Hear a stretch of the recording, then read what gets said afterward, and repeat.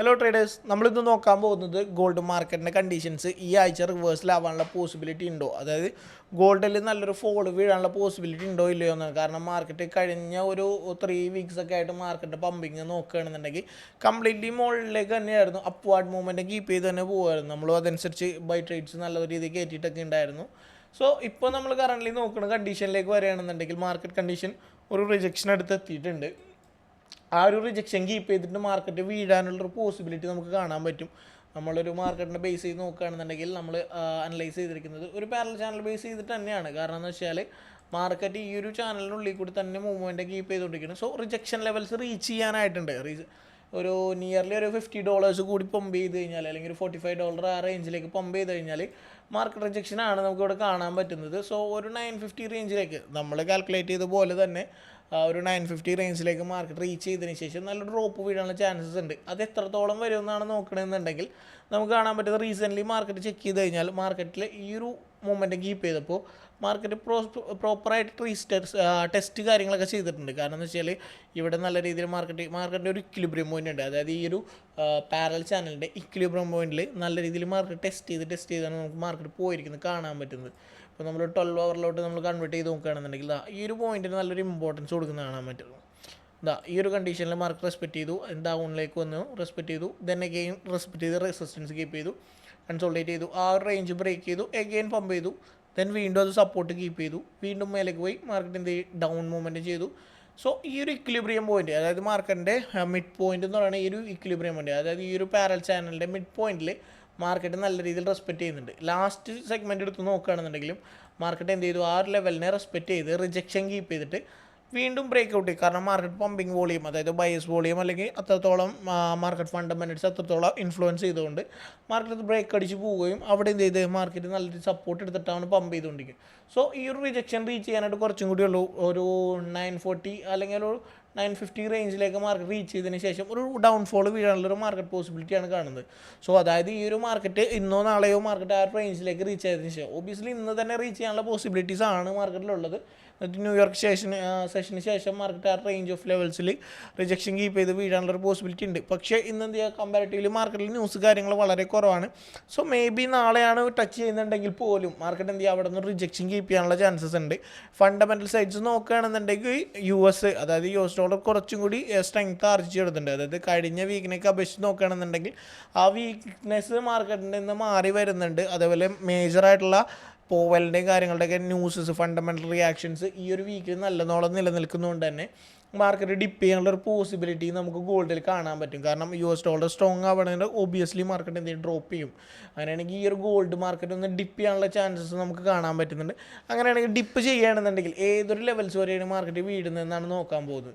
കാരണം കഴിഞ്ഞ കണ്ടീഷൻസിൽ മൊത്തം മാർക്കറ്റ് കറപ്ഷൻ തരാതെ അപ്വാർഡ് മൂവ്മെൻറ്റ് കീപ്പ് ചെയ്താണ് മാർക്കറ്റ് ഇപ്പോൾ ഓൾ ടൈം ഹൈ ആയിട്ടുള്ള ഒരു പ്രൈസ് ആയിട്ട് 2004 എന്ന് പറയുന്ന പ്രൈസിൽ ഇപ്പോൾ കറൻ്റ് നിൽക്കുന്നത്. എഗെയിൻ മാർക്കറ്റ് പമ്പ് ചെയ്ത് കഴിഞ്ഞാൽ ഇതിൽ $45 പമ്പ് ചെയ്ത് കഴിഞ്ഞാൽ ഒരു 2950 എന്ന് പറയുന്ന നമ്മുടെ റിജക്ഷൻ ഏരിയ റീച്ച് ചെയ്യും. അവിടെ നിന്നൊരു കണ്ടീഷൻ ഫോർമേഷൻ ചെയ്യുകയാണെങ്കിൽ ഡ്രോപ്പ് ചെയ്യണമെന്നുണ്ടെങ്കിൽ മാർക്കറ്റിൽ നമുക്ക് ഫസ്റ്റ് ഓഫ് ഓൾ ടാർഗറ്റ് ലെവലായിട്ട് നമുക്ക് മീറ്റ് ചെയ്യാൻ പറ്റും പ്രീവിയസ് സ്വിംഗ് ലോ തന്നെയായിരിക്കും. അങ്ങനെയാണെന്നുണ്ടെങ്കിൽ ഈ ഒരു വിക്ക് ക്രിയേറ്റ് ചെയ്തിരിക്കുന്ന ഈ ഒരു ലോ പോയിന്റ് നമുക്ക് കൺസിഡർ ചെയ്യാൻ പറ്റും. കാരണം മാർക്കറ്റ് ആ ഒരു ഫ്ലോയിൽ വരികയാണെന്നുണ്ടെങ്കിൽ ഫസ്റ്റ് ഓഫ് ഓൾ അത് ടെസ്റ്റ് ചെയ്യാൻ പോകുന്നത് ഈ ഒരു സപ്പോർട്ടിംഗ് ലൈനായിട്ട് തന്നെ നിൽക്കുന്ന ഈ ഒരു ഇക്വിലിബ്രിയം പോയിന്റിലുള്ള റേഞ്ചിൽ തന്നെയായിരിക്കും. അങ്ങനെയാണെന്നുണ്ടെങ്കിൽ നമുക്കതൊരു 2830 അല്ലെങ്കിൽ 835 എന്ന് പറയുന്ന ഈ ഒരു റേഞ്ചിന് നമുക്ക് എന്ത് ചെയ്യാം, ഒരു സപ്പോർട്ടിംഗ് പോയിൻ്റായിട്ട് കൺസിഡർ ചെയ്യും. ഒരു മേജർ സെല്ല് നമുക്ക് എന്ത് ചെയ്യാം, ആ ഒരു പോസ്റ്റിൽ നിന്ന് സെൽ ഔട്ട് ചെയ്തിട്ട് താഴേക്ക് എടുക്കാനും പറ്റും. ഇഫ് ഇൻ കേസ് മാർക്കറ്റ് ഇത്തരത്തിലൊരു ഫോളാണ് ഡ്രോപ്പ് ചെയ്യുന്നുണ്ട്. കാരണം മാർക്കറ്റിൽ നല്ല രീതിയിൽ ഫ്ലക്ച്വേഷൻ ഉണ്ടാകുന്ന ടൈംസാണ് ഈ ഒരു വരുന്ന വീക്ക് എന്ന് പറയുന്നത്.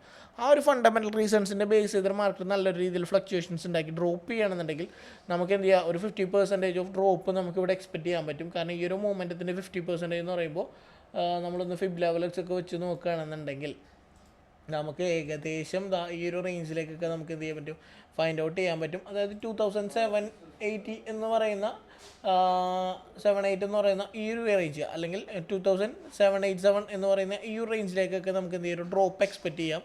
സോ ഈ ഒരു കൺസോൾട്ടേഷൻ ടൈം എന്ന് പറയുന്നത് എന്തായാലും ഒരു 2 മാസം പിടിക്കും. പക്ഷേ ആ ഒരു മാസത്തിനുള്ളിൽ തന്നെയാണ് ഡ്രോപ്പ് വിടുന്നത്. കൺസോൾട്ടേഷൻ ചെയ്തിട്ടാണ് ഒരു 2 മന്ത് ആ ഒരു ഏപ്രിൽ ടൈമിലേക്ക് വീഴുന്നതെന്നുണ്ടെങ്കിൽ ഓക്കെ ഫൈൻ, ഈ ഒരു റേഞ്ചിൽ ടീച്ച് ചെയ്യാനുള്ള ചാൻസ് ഉണ്ട്. പക്ഷേ സഡൻ മൂവ്മെൻറ്റ് ഓഫ് റിയാക്ഷനാണ് ക്രിയേറ്റ് ചെയ്യുന്നതെന്നുണ്ടെങ്കിൽ കൺസോൾട്ടേഷന് പകരം ഇത്തരത്തിലൊരു ഡ്രോപ്പ് ആണെന്നുണ്ടെങ്കിൽ ഈ ഒരു 1 മന്തിൽ തന്നെ നമുക്ക് എന്ത് ചെയ്യാം, മാർക്കറ്റ് ഈ ഒരു റേഞ്ച് റീച്ച് ചെയ്യാനുള്ള പോസിബിലിറ്റിയും, അതായത് ഒരു മാർച്ച് മാസത്തിൻ്റെ സ്റ്റാർട്ടിങ്ങിൽ തന്നെ ഒരു ഡിപ്പ് ചെയ്തിട്ട് മാർക്കറ്റ് ഒരു നല്ലൊരു സപ്പോർട്ടിങ്, അതായത് ഒരു 2750 ആ റേഞ്ചിലേക്കൊക്കെ മാർക്കറ്റ് ഡിപ്പ് ചെയ്യാനുള്ള ചാൻസസ് നമുക്ക് കാണാൻ പറ്റും. കാരണം ഇതൊരു മേജർ സപ്പോർട്ടായിട്ട് തന്നെ കൺസിഡർ ചെയ്യേണ്ടി വരും ആ ഒരു പർട്ടിക്കുലർ ലെവൽസ്. കാരണം എന്താ, ഈ ഒരു റേഞ്ചിലേക്കാണ് മാർക്കറ്റ് ബ്രേക്ക് ഔട്ട് ചെയ്ത് പോയിരിക്കുന്നത്. സോ സ്വാഭാവികമായിട്ടും നമുക്ക് ഫൈനൽ ലെവൽ ഓഫ് റെസിസ്റ്റൻസ് അല്ലെങ്കിൽ final level of supporting area ആയിട്ട് നമുക്ക് എന്ത് ചെയ്യാം, ഈ ഒരു റേഞ്ചിനെ നമുക്ക് കൺസിഡർ ചെയ്യേണ്ടതായിട്ടുണ്ട്. അപ്പോൾ മാർക്കറ്റ് ഡിപ്പ് ചെയ്യുകയാണെന്നുണ്ടെങ്കിൽ വരാനുള്ള പോസിബിലിറ്റി ലെവൽസ് സെഗ്രിഗേറ്റ് ചെയ്താണ് നമ്മൾ ഈ ഒരു മെൻഷൻ ചെയ്താക്കുന്നത്. നമ്മൾ ചെറിയ ടൈം ഫ്രെയിമിലോട്ട് നമ്മൾ നോക്കുകയാണെന്നുണ്ടെങ്കിൽ പ്രോപ്പർലി നമ്മൾ ആദ്യത്തെ റെസിസ്റ്റൻസ് അല്ലെങ്കിൽ ഒരു മാർക്കറ്റ് ഡ്രോപ്പിൻ്റെ ആദ്യത്തെ സപ്പോർട്ടായിട്ട് നമ്മൾ ഇതിനെ കൺസിഡർ ചെയ്യാനുള്ള റീസൺ എന്ന് പറയുന്നത് ഈ ഒരു ട്രെൻഡ് ലൈൻ അല്ല സോറി ഈ ഒരു പാരലൽ ചാനലിൻ്റെ ഇക്വിലിബ്രിയം പോയിന്റ് സപ്പോർട്ടാണ്. ഇതിന് താഴെയുള്ള ഈ ഒരു റേഞ്ച് ആണെന്നുണ്ടെങ്കിൽ നമുക്ക് എന്ത് ചെയ്യാം, ഒരു പ്രൊട്ടക്റ്റഡ് ലോ ആയിട്ട് നിൽക്കുന്ന ഒരു ഏരിയ നമുക്ക് ഇവിടെ ഉണ്ട്. അങ്ങനെയാണെന്നുണ്ടെങ്കിൽ ആ ഒരു റേഞ്ചിനെ നമുക്ക് എന്ത് ചെയ്യാം, കൺസിഡർ ചെയ്യേണ്ടതായിട്ടുണ്ട്. നമുക്കത് ചെറിയ ടൈം ഫ്രെയിമിലോട്ട് നോക്കുകയാണെന്നുണ്ടെങ്കിൽ ഈ ഒരു റേഞ്ചിൽ റിജക്ഷൻ വരികയാണെന്നുണ്ടെങ്കിൽ ഒരു ബ്രേക്ക് ഔട്ട് സ്ട്രക്ചർ അല്ലെങ്കിൽ ഒരു BOS ക്രിയേറ്റ് ചെയ്തിട്ട് മാർക്കറ്റ് താഴേക്ക് ഒരു ഫ്ലോട്ട് ചെയ്യണമെന്നുണ്ടെങ്കിൽ ഈ ഒരു ട്രെൻഡ് ലൈൻസ് നമുക്ക് ബ്രേക്ക് ഔട്ട് ചെയ്ത് കിട്ടണം, സപ്പോർട്ടിങ് ട്രെൻഡ് ലൈന്. അങ്ങനെയാണെങ്കിൽ ഈ ഒരു ട്രെൻഡ് ലൈൻ ബ്രേക്ക് ഔട്ട് ആണെന്ന് ട്രെൻഡ് ലൈൻ്റെ ബോട്ടം എന്ന് പറയുന്നത് നമുക്ക് കാണാൻ പറ്റുന്നത് ഈ ഒരു ലെവലാണ്. അതായത് അവിടെ അതൊരു പ്രൊട്ടക്റ്റഡ് ലോ ആയിട്ട് തന്നെ നമുക്കതൊന്ന് കൺസിഡർ ചെയ്യാൻ പറ്റും. അങ്ങനെയാണെന്നുണ്ടെങ്കിൽ ഈ ഒരു ഇംബാലൻസ് ഫില്ല് ചെയ്ത് നിൽക്കുന്ന ടാപ്പ് ചെയ്യാതെ വെച്ചുകൊണ്ട് വരിക്കുന്ന ഈ ഒരു ഏരിയ നമുക്ക് കൺസിഡർ ചെയ്യേണ്ടതായിട്ടുണ്ട്. അതേപോലെ തന്നെ വരുന്ന ഈ ഒരു പ്രൊട്ടക്റ്റഡ് ലോ. സോ ഈ ഒരു 2 റേഞ്ച് ഓഫ് ലെവൽസ് ആണ് നമുക്ക് എന്ത് ചെയ്യുക, കൺസിഡർ ചെയ്യേണ്ടതുണ്ട്.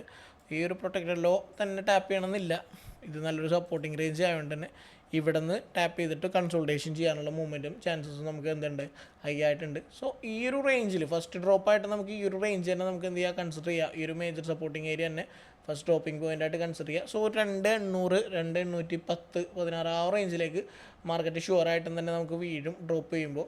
സോ നമുക്ക് എന്തായാലും വെയിറ്റ് ചെയ്ത് നോക്കേണ്ടത് ഈ ഒരു കണ്ടീഷനാണ്. ഇവിടെ നിന്ന് റിജക്ഷൻ പ്രോപ്പർലി ക്രിയേറ്റ് ചെയ്യുകയാണെന്നുണ്ടെങ്കിൽ നമുക്ക് ഈ ഒരു ലെവൽ ഓഫ് സപ്പോർട്ട് 2810 എന്ന് പറയുന്ന ലെവൽസ് തന്നെ ഈസി ആയിട്ട് നമുക്ക് ക്യാച്ച് ചെയ്യാൻ പറ്റും. എന്തായാലും നമുക്ക് നാളേക്ക് അല്ലെങ്കിൽ ഇന്ന് നൈറ്റ് ഉണ്ടാകുന്ന ഈ ഒരു റിജക്ഷന് വേണ്ടി കാത്തിരിക്കാം. അതിനുശേഷം നല്ലൊരു ട്രേഡ്സ് അവിടെ നിന്ന് എന്ത് ചെയ്യുക, പാർട്ടിസിപ്പേറ്റ് ചെയ്തിട്ട് അത്യാവശ്യം നല്ലൊരു പ്രോഫിറ്റ് ബുക്ക് ചെയ്യാൻ പറ്റും. അതിനുശേഷം നമുക്ക് എന്ത് ചെയ്യുക, ഈ ഒരു ഡ്രോപ്പ് ചെയ്യുന്ന സ്ഥലത്ത് നിന്ന് നമുക്ക് എവിടെ നിന്നാണ് നമുക്ക് കൺഫർമേഷൻ കിട്ടുന്നത്, അതായത് പ്രോപ്പർലി വലിയ കണ്ടീഷൻസിന് ബേസ് ചെയ്ത് നമുക്ക് ഏത് കണ്ടീഷനിൽ നിന്നാണ് ബൈസെറ്റ് കിട്ടുന്നത് അവിടെ നിന്ന് നല്ലൊരു രീതിയിലോട്ട് നമുക്ക് എന്ത് ചെയ്യാം, നല്ല രീതിയിലൊരു ട്രേഡ്സ് കാര്യങ്ങൾ പ്ലേസ് ചെയ്തിട്ട് അത്യാവശ്യം നല്ല രീതിയിൽ ഹോൾഡ് ചെയ്ത് പിടിച്ചിട്ട് ഇതേപോലെ തന്നെ ഇടയ്ക്കിടയ്ക്ക്, അതായത് നമ്മൾ കഴിഞ്ഞ ടൈമിൽ പ്രൈസ് ചെയ്താക്കണമെന്ന് വെച്ചാൽ ഈ ഒരു ലെവൽ ബ്രേക്കിന് ശേഷമുള്ള എല്ലാ ട്രേഡ്സും നമ്മുടെ ബൈ ട്രേഡ്സ് ആയിരുന്നു. ആ ഒരു ബൈ ട്രേഡ്സ് മൊത്തം എന്ത് ചെയ്ത് ഇതിനിടയിൽ ഓരോ സെറ്റപ്പ് ഫോർമേഷൻ്റെ ടൈമിൽ നമ്മൾ ബൈ എടുത്തു, അതേപോലെ തന്നെ ഡൗൺ സൈഡ് ബൈ എടുത്തിട്ടുണ്ട്. സോ നമ്മൾ ആ ഒരു ട്രേഡ്സ് നമുക്ക് എന്ത് ചെയ്യുക, ഹെഡ്ജ് 1 കീപ്പ് ചെയ്യുന്ന പോലെ തന്നെ ലോങ് റണ്ണിലേക്ക് നമുക്ക് എന്ത് ചെയ്യുക, ഒരു ട്രേഡ് ചെയ്തിട്ട് നമുക്കിത് ഹോൾഡ് ചെയ്യാം. ഇതൊരു ഫിസിക്കൽ മെറ്റൽസ് പർച്ചേസ് ചെയ്യുന്നതിൻ്റെ കേസസിലാണെന്നുണ്ടെങ്കിലും അല്ലാതെ നമുക്ക് ട്രേഡിംഗ് റിലേറ്റഡ് ആയിട്ട് തന്നെ ഗോൾഡിൽ ട്രേഡ് ചെയ്യുകയാണെന്നുണ്ടെങ്കിലും നമുക്ക് എന്ത് ചെയ്യാം, ഒരു ലോങ് റണ്ണിലേക്ക് നമുക്കൊരു ബൈ ഹോൾഡ് ചെയ്യാനുള്ള പോസിബിലിറ്റിയാണ് നമുക്ക് കഴിഞ്ഞ ടൈമിൽ, അതായത് ഈ ഒരു 3 ആഴ്ചയായിട്ട് കിട്ടിയിട്ട്. അതേപോലെ തന്നെ ഈ ഒരു ഡ്രോപ്പ് പോസിബിൾ ആവുകയാണെന്നുണ്ടെങ്കിൽ എഗെയിൻ നമുക്ക് അങ്ങനെ ഒരു കണ്ടീഷൻ കിട്ടും. കാരണം വേറെ ഒന്നുമല്ല, നമ്മൾ മാർക്കറ്റ് പോയിക്കൊണ്ടിരിക്കുന്നത് ഒരു പാരൽ ചാനലിൽ കൂടിയാണ്. ആ ഒരു പാരൽ ചാനൽ എന്ന് പറയുമ്പോൾ സ്വാഭാവികമായിട്ടും 3 വേവ് കൺസെപ്റ്റാണ് മാർക്കറ്റ് എപ്പോഴും ഒരു സെഗ്മെൻറ്റ് അപ് ട്രെൻഡ് കീപ്പ് ചെയ്ത് അല്ലെങ്കിൽ ഒരു ചാനലിൽ കൂടി പോവുകയാണെന്നുണ്ടെങ്കിൽ നമുക്ക് കിട്ടുക. അങ്ങനെയാണെങ്കിൽ ഈ ഒരു ചാനലാണ് മാർക്കറ്റ് പ്രോപ്പറായിട്ട് റെസ്പെക്റ്റ് ചെയ്യുന്നുണ്ടെങ്കിൽ ഫസ്റ്റ് വേവ് കഴിഞ്ഞിട്ടുണ്ട്, ദെൻ മാർക്കറ്റ് റെസ്പെക്റ്റ് ഇവിടെ കീപ്പ് ചെയ്യണമെന്നുണ്ടെങ്കിൽ സെക്കൻഡ് വേവ് ഇവിടെ കഴിയും, ദെൻ തേർഡ് വേവ് നമുക്ക് ഇവിടെ നിന്ന് ക്രിയേറ്റ് ചെയ്ത് പോകാനുള്ള ചാൻസസ് കൂടുതലാണ്. അങ്ങനെയാണെങ്കിൽ ഒരു 3200 ആ റേഞ്ച് അല്ലെങ്കിൽ 3150 ആ റേഞ്ചൊക്കെ നമുക്ക് എന്ത് ചെയ്യാം, മാർക്കറ്റ് പമ്പ് ചെയ്യാനുള്ള പോസിബിലിറ്റീസ് ഉണ്ട്. അങ്ങനെയാണെങ്കിൽ ഈ ഒരു ട്രേഡ്സ് നമുക്ക് എന്ത് ചെയ്യാം, ഈ ഒരു റീടെസ്റ്റ് ചെയ്യുന്നത് നല്ല രീതിയിൽ ലോങ് ടൈമിലായിട്ട് എഗെയിൻ ഗോൾഡ് മെറ്റൽ പർച്ചേസ് ചെയ്തിട്ട് ഹോൾഡ് ചെയ്യാനോ അല്ലെങ്കിൽ ട്രേഡ്സ് പ്ലേസ് ചെയ്തിട്ട് നമുക്ക് എന്ത് ചെയ്യാം, അത്യാവശ്യം പ്രോഫിറ്റബിലിറ്റി എൻ ചെയ്യാനും നമുക്ക് പറ്റും. സോ ഈ ട്രേഡ് നോക്കാം. കാരണം എന്ന് വെച്ച് കഴിഞ്ഞാൽ ഈ ഒരു തേർഡ് വേവ് കൺസെപ്റ്റിൻ്റെ ഏറ്റവും വലിയ ഉദാഹരണമാണ് നമുക്ക് ഇവിടെ കിടക്കുന്നത്. കാരണം ഒരു മാർക്കറ്റ് ഇലിയോട്ട് വേവ് എന്ന് പറഞ്ഞിട്ട് കൺസെപ്റ്റ് ഉണ്ട്.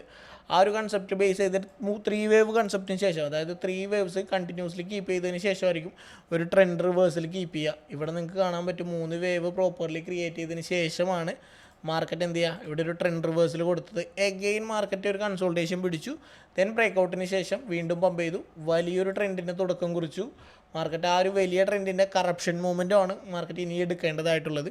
ആ ഒരു കറപ്ഷൻ മൂവ്മെൻറ്റത്തിന് ശേഷം മാർക്കറ്റ് എഗെയിൻ പമ്പ് ചെയ്തു പോകും. അങ്ങനെയാണെന്നുണ്ടെങ്കിൽ first wave, second wave, then again നമുക്കൊരു തേർഡ് വേവ് കൂടി എക്സ്പെക്റ്റ് ചെയ്യാം. സോ ഇൻ ഫ്യൂച്ചറിൽ ഗോൾഡിൻ്റെ പ്രൈസ് അത്യാവശ്യം നല്ല രീതിയിൽ പോകാനുള്ള ചാൻസസ് ഉണ്ട്. നമ്മൾ എന്തായാലും നല്ലൊരു wait for the better opportunity എന്നുള്ള കൺസെപ്റ്റിലാണെന്നുണ്ടെങ്കിൽ ഈ ഒരു ഡ്രോപ്പിന് വേണ്ടിയിട്ടാണ് നമ്മൾ വെയിറ്റ് ചെയ്തുകൊണ്ടിരിക്കുന്നത്. ആ ഒരു ഡ്രോപ്പിന് ശേഷം നല്ല രീതിയിൽ ബൾക്ക് പർച്ചേസ് കാര്യങ്ങളൊക്കെ നമുക്ക് ചെയ്യാം, ട്രേഡ് ആണെന്നുണ്ടെങ്കിലും ഫിസിക്കലാണെന്നുണ്ടെങ്കിലും. സോ ഇത് നമുക്ക് നോക്കാം. എന്തായാലും ഇന്ന് അല്ലെങ്കിൽ നാളെ നല്ലൊരു ഡ്രോപ്പ് ചെയ്യുന്നുണ്ട്, നമുക്ക് ഒരു എക്സ്പെക്റ്റേഷൻ ഉണ്ട്. നമുക്ക് എന്തായാലും കാത്തിരുന്ന് കാണാം.